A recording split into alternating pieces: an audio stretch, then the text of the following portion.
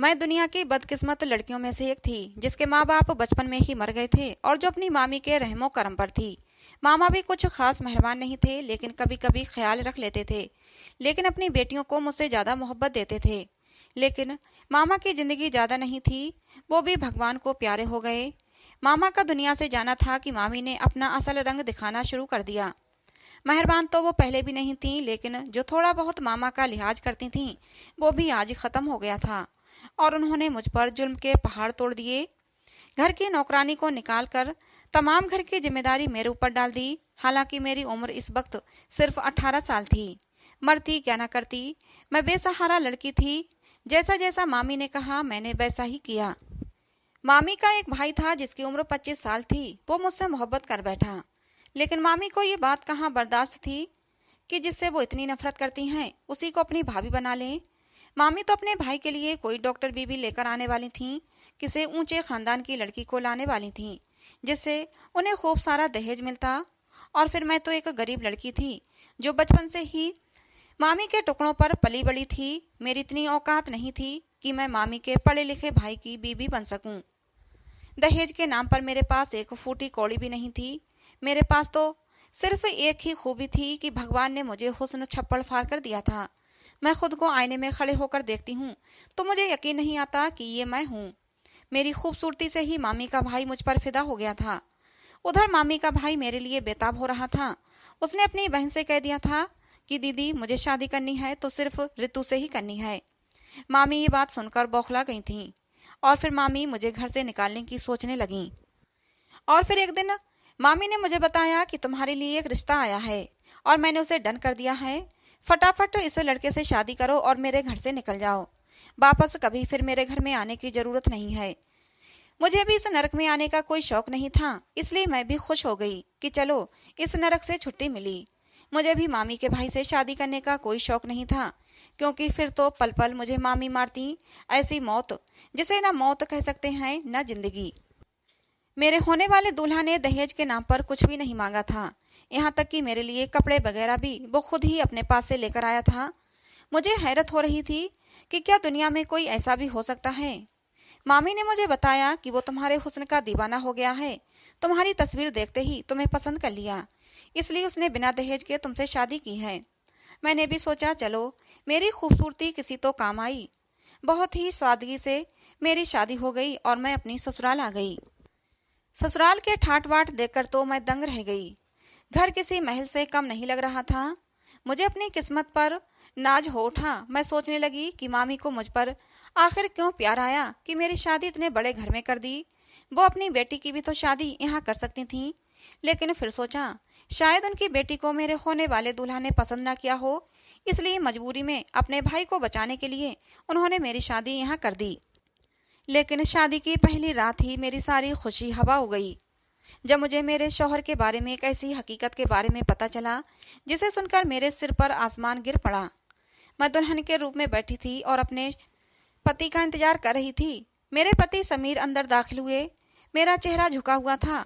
वो मेरे करीब आकर बैठ गए, लेकिन मुझे न जाने क्यों किसी अनहोनी का एहसास हुआ। उन्होंने मुझे बिना देखे ही कहा, कैसी हो? मैंने कहा, आप घूंघट पलट कर देख लें कि मैं कैसी हूँ। तो वो एक जोरदार कह कहा लगाकर हंसने लगे। मुझे उनके इस तरह जोर से हंसने पर कुछ अजीब सा लगा कि वो हंस क्यों रहे हैं और मेरा घूंघट क्यों नहीं उलट रहे हैं। फिर मैंने खुद ही अपना घूंघट पलट दिया और उनकी तरफ देखा तो मेरी तरफ वो नहीं देख रहे थे, सामने दीवार की तरफ देख रहे थे। उनके इग्नोर करने से मेरा दिल डूब गया। मैंने डरे हुए पूछा, आप ऐसा क्यों कर रहे हैं? मेरी तरफ वो देख क्यों नहीं रहे? क्या आप मुझसे नाराज हैं या फिर आपकी शादी आपकी मर्जी से नहीं हुई? मेरा इतना कहते ही वो फिर से जोर जोर से हंसने लगे। मुझे बहुत अजीब लग रहा था। मेरा दिल भी बहुत ज्यादा घबरा रहा था। अजीब अजीब से ख्याल आ रहे थे। मैं सोचने लगी शायद वो मुझे पसंद नहीं करते, किसी और को पसंद करते होंगे। उनकी मर्जी के खिलाफ उनकी शादी मुझसे करवा दी गई होगी, इसलिए मुझे इग्नोर कर रहे हैं। मैंने उनसे फिर सवाल किया कि क्या आप मुझे पसंद नहीं करते? मेरा इतना कहते ही एक जोरदार कहे कहे के साथ वो फिर से हंसने लगे। इस बार उनका हंसना मुझे बहुत ज्यादा बुरा लगा। मेरा दिमाग खराब हो गया। मुझे बहुत ज्यादा गुस्सा आने लगा। ये क्या बात हुई? ये क्या तरीका है अपनी नई नवेली दुल्हन से बात करने का? मैं सोच रही थी कि एक बार मेरी तरफ मुड़कर देख लें तो ये उस लड़की को भूल जाएंगे। मेरी खूबसूरती के आगे उस लड़की की याद इन्हें कभी नहीं आएगी, क्योंकि मैं थी ही इतनी खूबसूरत। मेरी खूबसूरती के आगे चांद भी फीका लगता था। लेकिन वो मेरी तरफ देख ही नहीं रहे थे, सामने दीवार की तरफ ही देखे जा रहे थे। मेरा दिल टूट सा गया। मैंने तो सोचा था कि अपने पति और अपने ससुराल वालों की खूब सेवा करूंगी, उनका दिल जीत लूंगी, जिससे कि मुझे वापस मामी के घर ना आना पड़े।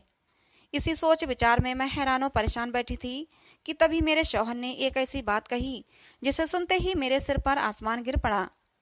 क्या तुम्हें नहीं पता कि मैं देख नहीं सकता, मैं अंधा हूँ? उनका इतना कहते ही पहले तो मैं सकते में आ गई। कुछ देर तो मैं खुद को संभालने में लगी रही। फिर मैंने थोड़ी हिम्मत करके कहा, देखो समीर, ये वक्त तो मजाक करने का नहीं। मुझे इस तरह का मजाक बिल्कुल पसंद नहीं। मुझे तो यही लगा था कि समीर मुझसे मजाक कर रहे हैं। मैंने फिर से अपनी बात को जारी रखा। मैंने कहा, देखो, ये वक्त तो मजाक करने का नहीं, प्यार भरी बातें करने का है। तुम इस तरह की बातें मत करो, मेरा दिल डूबा जा रहा है। भगवान आपकी आंखों की रोशनी को जिंदगी के आखिरी लम्हों तक आपके साथ रखे। मैं आपसे मोहब्बत करती हूँ और आपकी मोहब्बत मेरे लिए किसी पूजा से कम नहीं है। मेरी बात सुनकर वो फिर से हंसने लगे, कहने लगे, मैडम जी, ये दुनिया बहुत बेवफा है। अगर किसी इंसान के अंदर कोई कमी है तो दुनिया उससे मोहब्बत नहीं करती। वहीं अगर इंसान के पास सब कुछ है, बहुत सारी खूबियां हैं, दौलत है, पैसा है, तो दुनिया उससे मोहब्बत करती है, उससे वफा करती है। लेकिन मेरे अंदर सबसे बड़ी कमी ये है कि मैं देख नहीं सकता, मैं अंधा हूँ और मैं तुम्हारी मोहब्बत के काबिल नहीं हूँ। मैंने सबके मुंह से सुन रखा था कि तुम बहुत खूबसूरत हो, लेकिन अफसोस मैं तुम्हारी खूबसूरती, तुम्हारे हुस्न को देख नहीं सकता। समीर बोले जा रहे थे और मुझे अभी भी लग रहा था कि समीर मजाक कर रहे हैं।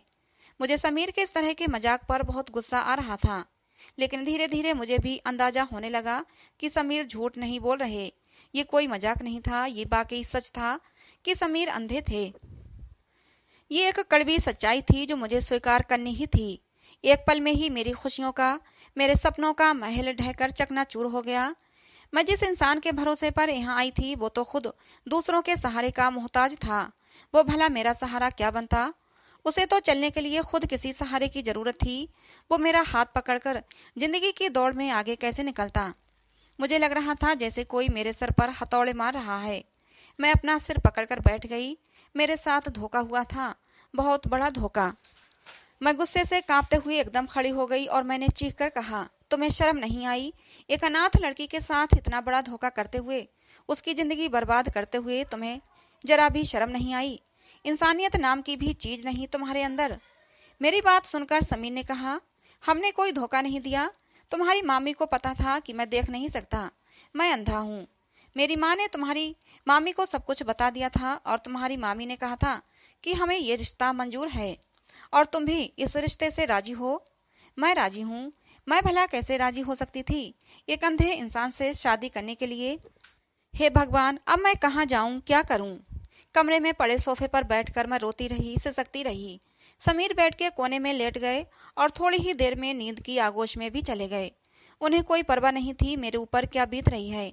उन्होंने मुझसे बात करना, मुझे तसल्ली देना भी गवारा नहीं समझा। ऐसे ही रोते रोते न जाने रात के किस समय मेरी आंख लग गई। सुबह मेरी आंख खुली तो समीर मुझसे पहले ही जाग चुके थे। वो बेड से उतरकर सहारा तलाश करते हुए बाथरूम की तरफ चले गए। उन्हें इस तरह सहारा तलाश करते हुए देखकर मुझे उन पर बिल्कुल भी तरस नहीं आया। मैं उनकी मदद के लिए आगे नहीं बढ़ी, ढीठ बनी उन्हें देखती रही। मैंने सोचा, शादी से पहले भी तो ये अपना काम खुद ही करते थे। ये उनका कमरा था और उन्हें पता था बाथरूम किस तरफ है, इसलिए वो बड़े ही आसानी से बाथरूम चले गए। फ्रेश होकर बाहर आए तो उन्होंने मुझे आवाज़ लगाई, मैडम जी, क्या आप कमरे में हैं? मैं कमरे में ही बैठी थी, लेकिन मैंने उनकी बात का कोई जवाब नहीं दिया। उन्होंने मुझे दोबारा पुकारा, मैं तब भी नहीं बोली। मुझे बहुत ज़्यादा गुस्सा आ रहा था। मुझे इस आदमी से नफरत सी महसूस हो रही थी जो कि मेरा पति था। मैं कैसी तकलीफ में थी ये सिर्फ मैं ही जानती थी। किसी को भी मेरी तकलीफ से कोई मतलब नहीं था। दिमाग में न जाने कितने सवाल उठ रहे थे कि घर छोड़कर चली जाऊं तो जाऊंगी कहाँ? मामी के घर कोई ठिकाना नहीं था, फिर जाऊं तो जाऊं कहाँ? मजबूरन उसी घर में रहने का फैसला कर लिया। मैंने अपनी सास से भी इस बारे में बात की तो उन्होंने भी कहा कि हमने तुम्हारी मामी को किसी अंधेरे में नहीं रखा, हमने उन्हें पहले ही बता दिया था और उन्होंने कहा था कि तुम भी राजी हो और हमदर्दी में समीर से शादी करना चाहती हो। मुझे वारिस चाहिए था, इसलिए मैंने अपने बेटे समीर की शादी की और मेरी सारी उम्मीदें अब तुमसे हैं। मुझे उम्मीद है कि तुम मुझे पोता जरूर दोगी।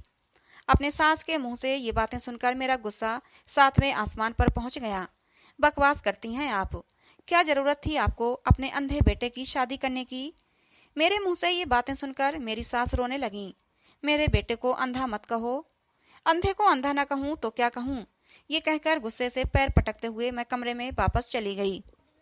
पहले मामी के रवैये ने मुझे पत्थर बना दिया था, लेकिन शादी के नाम पर मिले इस धोखे ने मुझे बिल्कुल मुर्दा ही बना दिया था। मेरे जज्बात कहीं मर गए थे। मुझे अब किसी और के जज्बात की भी कोई फिक्र नहीं थी। कोई मेरे बारे में क्या बातें करता है मुझे कुछ परवाह नहीं थी। मैं अपने मन की करती हूँ, जिससे कि मैं खुश रह सकूं। लेकिन मैंने अपने दिल को लगाने की बहुत कोशिश की, लेकिन मेरा दिल कहीं लगता ही नहीं था। मेरा भी मन करता कि मेरे हुस्न की कोई तारीफ करे, मेरे हुस्न को सराहा जाए, मेरी तारीफ की जाए। जो मेरा हक है वो मुझे मिले। लेकिन जिससे ये हक मिलना था वो तो अंधा था। वो तो मेरे हुस्न की तारीफ कर ही नहीं सकता था। मैं अंदर ही अंदर घुटकर जी रही थी। बंद कमरे में रोती और बिलखती रहती थी। समीर को मुझसे हमदर्दी थी। मुझे रोता देखकर मेरे पास आते, मुझे चुप कराने की कोशिश करते, लेकिन मुझे उस इंसान से इतनी नफरत थी कि मैं उसे धक्का देकर दूर कर देती। और फिर धीरे धीरे उन्होंने मेरे पास आना, मुझसे बात करना बंद कर दिया। और मेरे लिए तो ये अच्छा ही था, क्योंकि मुझे भी कोई शौक नहीं था उस अंधे इंसान से बात करने का। एक दिन समीर ने मुझसे कहा कि वो किसी काम के सिलसिले में शहर से बाहर जा रहे हैं। मैंने कोई जवाब नहीं दिया। वो फिर बोले, मुझे कुछ दिन लग जाएंगे। मैंने फिर भी कोई जवाब नहीं दिया। वो कुछ देर तक मेरे जवाब का इंतजार करते रहे, फिर चले गए। वो ड्राइवर के साथ आते जाते थे। ड्राइवर को लेकर वो चले गए। मैं भी खुश थी कि चलो इस इंसान का चेहरा नहीं देखना पड़ेगा। मैं दिन भर बिस्तर पर पड़ी रहती, कोई भी काम नहीं करती। सारा काम नौकरानी करती थी। यहाँ सारी सुविधाएं थीं। अगर कुछ नहीं था तो वो था मेरे दिल का सुकून। एक दिन रात को मैं पानी पीने के लिए किचन में गई। पानी पीने ही वाली थी कि अचानक किसी ने मुझे पीछे से पकड़ लिया और मेरे मुंह पर हाथ रखकर मेरे मुंह को जोर से दबा दिया, जिससे कि मैं चीखूं नहीं। मेरे मुंह को दबाए दबाए वो इंसान बोला, मैं तुमसे बहुत मोहब्बत करता हूँ, तुम्हारे हुस्न का दीवाना हो गया हूँ। आज तुम्हारा पति घर पर नहीं है। हालांकि वो देख नहीं सकता, लेकिन फिर भी मैं अकेले में आना चाहता था, जिससे कि तुमसे मिलकर बातें कर सकूं, क्योंकि मैं खुलकर तुमसे अपनी मोहब्बत का इजहार करना चाहता था। मैं तुम्हें बता दूं, मैं तुम्हारे पड़ोस में रहता हूँ। अपने कमरे की खिड़की से तुम्हें बालकनी में खड़ा देखता हूँ। मुझे अफसोस है तुम जैसी हसीन लड़की की शादी ऐसे इंसान से हो गई है जो तुम्हारा हुस्न देख ही नहीं सकता। वो इंसान सरगोशी के अंदाज में बोलता जा रहा था। मैंने आंखें घुमाकर देखा। उसने नकाब पहना हुआ था और सिर्फ उसकी आंखें दिख रही थीं। मैं किस्मत की मारी हुई लड़की थी। जब किसी और के मुंह से अपने लिए तारीफ सुनी तो मुझे बहुत अच्छा लगा। उसकी बातों पर गुस्सा होने की बजाय मुझे उसकी बातें अच्छी लगीं। ऐसी ही बातों को मैं सुनना चाहती थी जो मेरे हुस्न की तारीफ करे। मैंने उसे इशारों में कहा, मुझे बोलने दो। उसने मेरे मुंह से हाथ हटा दिया। मैंने पूछा, तुम कौन हो? उसने बताया, मैं तुमसे मोहब्बत करता हूँ और रोजाना तुम्हें देखता हूँ। मैंने उससे कहा, यहाँ से चले जाओ, मेरे पति आ जाएंगे। उसने कहा, मुझे तुम्हारे पति की खबर है, वो कल सुबह ही आएगा। लेकिन फिर भी मुझे अपनी सास का डर था। उस रात तो मैंने उसे भगा दिया, लेकिन अब समीर अगर काम से कहीं जाते तो वो आ जाता। जाने कौन सा चोर रास्ता बनाया हुआ था। पहले वो किचन में आ जाता था, अब मेरे कमरे में भी आ जाता। हम दोनों बातें करते रहते। वो मेरे हुस्न की तारीफें करता और मैं सुनती रहती। मुझे बहुत अच्छा लगता। लेकिन वो हमेशा नकाब पहने रखता। मैं उसको कहती कि नकाब हटाओ और मुझे अपना चेहरा दिखाओ, तो वो मना कर देता कि टाइम आने पर दिखा दूंगा। नकाब के अंदर से उसकी आंखें दिखाई देती, जो कि बहुत ही ज्यादा खूबसूरत थीं। उसकी आंखें देखकर मैंने अंदाजा लगाया कि वो बहुत ही खूबसूरत होगा। उसकी आंखों से भी प्यारी और अच्छी उसकी बातें थीं। उसके बातें करने का अंदाज बहुत ही दिलकश था। वो मुझसे प्यार भरी बातें करता। अब तो फोन पर भी दिन दिन भर बातें करता। अब मुझे उसकी प्यार भरी बातों की आदत हो गई थी। मेरी जिंदगी में जिस चीज की कमी थी वो पूरी हो रही थी। लेकिन ये कमी एक गैर इंसान पूरी कर रहा था जो मेरा कोई नहीं लगता था। मैं जानती थी कि हम दोनों का रिश्ता नाजायज है, लेकिन मैं अपने दिल के हाथों मजबूर थी। जो मेरे हुस्न की तारीफ करता, और मुझे जिस इंसान से हक था कि वो मेरे हुस्न की तारीफ करे, वो मेरी तारीफ कर ही नहीं सकता था, क्योंकि वो मेरे हुस्न को देख नहीं सकता था। मुझ पर एक जादू सा छाया रहता, मेरी अक्ल पर पर्दा पड़ गया था। एक बार उसने मेरे साथ कुछ गलत करने की कोशिश की। उसने कहा, हम एक दूसरे से मोहब्बत करते हैं, तो फिर ये सब करने में क्या हर्ज है। तो मैं बिदक कर पीछे हट गई। मैंने कहा, नहीं, ये सब गलत है, मैं ये सब तुम्हारे साथ नहीं कर सकती। मैं ही बेवकूफ़ थी, मुझे ये भी डर नहीं था कि कोई भी शख्स मेरे कमरे तक आ जाता है और मेरे साथ कुछ गलत भी कर सकता है। किसी अजनबी पर एतबार करना किस कदर गलत था। मेरा पति समीर सिर्फ आंखों से अंधा था, मगर मेरा दिल भी अंधा हो चुका था, मेरी आत्मा भी अंधी हो चुकी थी। मैं क्या कर रही हूँ, मुझे नजर नहीं आ रहा था कि मैं कितना गलत कर रही थी। मुझे एहसास नहीं था इस बात का, लेकिन मैं ये सब क्यों कर रही थी, मैंने कभी खुद से सवाल नहीं किया। लेकिन शायद उस इंसान को मुझसे सच्ची मोहब्बत थी। उस दिन के बाद उसने मेरे साथ कभी कोई गलत हरकत नहीं की। एक दिन हम बातें कर रहे थे कि समीर की कॉल आई। उसने कहा, वो पहुंचने वाला है। मैं हैरान हो गई, अचानक से ये कैसे आ गए। मैंने उससे कहा, तुम कहीं छुप जाओ। और तभी समीर की गाड़ी की आवाज़ सुनाई दी। उसने कहा, मुझे क्या जरूरत है छिपने की, तुम्हारा तो पति देख ही नहीं सकता। मुझे भी हंसी आ गई। मैंने कहा, वाकई वो तो देख ही नहीं सकता, तो फिर क्या जरूरत है छुपने की। फिर उसने कहा कि मैं अभी जा रहा हूँ, और फिर वो चला गया। थोड़ी देर बाद समीर अंदर दाखिल हुए। मैं बेड पर लेट चुकी थी। मैंने लाइट बंद की और आराम से बेड पर लेटी रही और आंखें बंद करके सोने की कोशिश करने लगी। लेकिन मैंने महसूस किया कि समीर सोए नहीं थे, वो बैठे हुए थे। अचानक से समीर बोल पड़े, मैडम जी, तुम्हें मालूम है कि मेरे पिता भी अंधे थे और मेरी माँ बेहद हसीन थी। खानदान वालों के दबाव में आकर मेरी माँ ने मेरे पिता से शादी तो कर ली थी, लेकिन उनके अंदर एक उदासी हमेशा रही। उन्हें अंधे इंसान के साथ जिंदगी बसर करना बहुत मुश्किल लग रहा था। मैं पैदा हुआ तो मेरी माँ ने अपना दिल मुझ में लगा लिया, लेकिन फिर उनका दिल मुझसे भी उठ गया और फिर उन्होंने अपना दिल कहीं और लगा लिया। पिता की गैर मौजूदगी में रोजाना एक अजनबी इंसान हमारे घर आता था और मेरी माँ उससे बातें करती थी और मैं सुनता था, मगर कहता कुछ नहीं था। जैसे ही समीर ने ये शब्द बोले तो मेरी जान ही निकल गई। ये तो मेरी ही कहानी थी जो मुझे सुनाई जा रही थी, यानी कि मेरी सास के साथ भी यही जुल्म हुआ था और मेरी सास ने मेरे साथ में भी वही जुल्म दोहराया। न जाने क्यों मुझे इस बात का एहसास हुआ कि मेरी सास ने अपनी बेबसी का बदला मुझसे लिया है। समीर ने फिर से बोलना शुरू किया तो मैं वापस होश में आई। समीर बोले कि मुझे किसी बात का डर नहीं था, मेरा बचपन तो खत्म हो ही गया था, यहाँ तक कि मेरा लड़कपन और फिर मेरी जवानी भी आ गई। वो इंसान फिर ना जाने कहाँ चला गया। फिर मैं और मेरी माँ रह गए थे और बस मेरी माँ ने दूसरा बच्चा पैदा करने की जरूरत नहीं समझी। मेरे पिता इस दुनिया से रुखसत हो गए। सारी जिंदगी मेरे पिता को ये पता ना चल सका कि उनकी गैर मौजूदगी में उनके घर कोई आता था और उनकी बीबी उससे बातें करती थी। फिर मेरी माँ इतनी ढीठ हो गई थी कि उन्हें मेरे पिता की मौजूदगी और गैर मौजूदगी का कोई फर्क ही नहीं पड़ता था। मेरे पिता के सामने हमारे घर वो इंसान आता, मेरी माँ उससे बातें करती। मेरी माँ दूसरे कमरे में कभी कभी उसे ले जाती थी और उनकी बातों की आवाज़ मुझे भी आती थी। मुझे मालूम हो गया था कि वो इंसान मेरी माँ का कोई पुराना दोस्त था। मैं अपने पिता से बहुत मोहब्बत करता था। मुझे अपने पिता का दुख होता था, लेकिन मैंने उन्हें कुछ नहीं बताया। तुम जानती हो, मैं जन्म से अंधा नहीं था। मैं बचपन में देख सकता था और मैं अपनी माँ की हरकतें सब देखता रहता था अपनी आंखों से।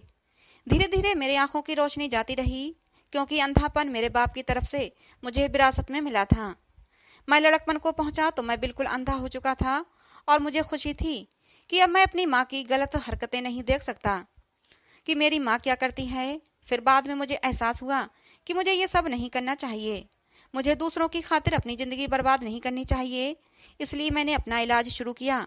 और मैडम जी, शादी की रात जब पहली बार मैंने तुम्हें देखा था तो मैं तुम्हारे हुस्न को देखकर हैरान हो गया था। समीर ये कहते कहते खामोश हो गए। समीर की ये बात सुनकर मेरे सिर पर आसमान गिर पड़ा था। वो तो अंधे थे, फिर मेरे हुस्न को कैसे देख सकते थे। उन्होंने मेरा हुस्न कैसे देख लिया। मैं एक झटके से उठकर बैठ गई और अंधेरे में उनको देखने लगी। वो किसी साए की तरह ही मुझे नजर आ रहे थे। आपने मुझे कैसे देख लिया? आप तो मुझे देख नहीं सकते थे।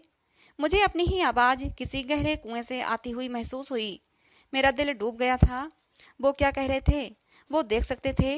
या फिर यह भी कोई गंदा मजाक था जो मेरे साथ हो रहा था। मैंने लड़कपन के बाद ही अपनी आंखों का इलाज शुरू किया। मेरे साथ ज्यादा समस्या नहीं थी। थोड़े से इलाज में ही एक ऑपरेशन से मेरी आंखों की रोशनी वापस आ गई थी और मैं सब कुछ देख सकता था। उसी वक्त मेरी माँ ने शादी का फैसला किया और मैंने खामोशी से उनका फैसला कबूल कर लिया। तुम्हारी तस्वीर मुझे नहीं दिखाई क्योंकि मेरी माँ मुझे अंधा समझती थी और मैंने उसे कुछ कहा भी नहीं था। मेरा दिल तो उनसे उठ ही चुका था। जब हमारी शादी हुई तो मैं उस समय देख सकता था और मैंने तुम्हें देखा भी था, लेकिन मैं ये देखना चाहता था कि तुम किस तरह की बीबी साबित होती हो, बेवफा साबित होती हो या मेरे अंधेपन का सुनकर मेरा सहारा बनती हो। लेकिन मुझे तुम्हारा रवैया देखकर बहुत दुख हुआ और मैंने तुम्हें छोड़ने का फैसला कर लिया था। तुम्हारे सामने अंधेपन का ड्रामा मैंने लगभग 1 महीना ही किया और 1 महीने में तुमने मुझे छोड़कर अपना एक आशिक भी बना लिया। समीर की बात सुनकर तो जैसे मेरे सर पर आसमान गिरा था। मेरे पैरों तले से जमीन सरक गई थी। मैडम जी, वो नकाबपोश कोई और नहीं, मैं ही था। समीर की बात सुनकर मुझ पर बेहोशी आने लगी। मेरे साथ क्या हो रहा था मुझे समझ नहीं आ रहा था। मैं अपनी किस्मत पर कैसे मातम करूं मुझे कुछ भी समझ नहीं आ रहा था। आपने ये सब क्यों किया मेरे साथ? मैंने हिम्मत करके समीर से सवाल किया। समीर ने उठकर कमरे की लाइट ऑन कर दी और वही नकाब दराज से निकाला, अपने चेहरे पर पहन लिया और बोला, देखो मैं हूं ना वही शख्स जो तुमसे मिलने आता था। मैं अपने पति से इस कदर नफरत करती थी कि मैंने कभी गौर ही नहीं किया कि ये आंखें मेरे पति की आंखें हैं जिन्हें मैं देखती हूँ नकाब के पीछे, जो उसे इंसान ने छुपा रखी थीं। मैडम जी, अगर मैं शादी के बाद अंधा हो जाता किसी हादसे में, तो क्या तुम तब भी मुझे छोड़कर चली जाती, मुझसे रिश्ता तोड़ लेती?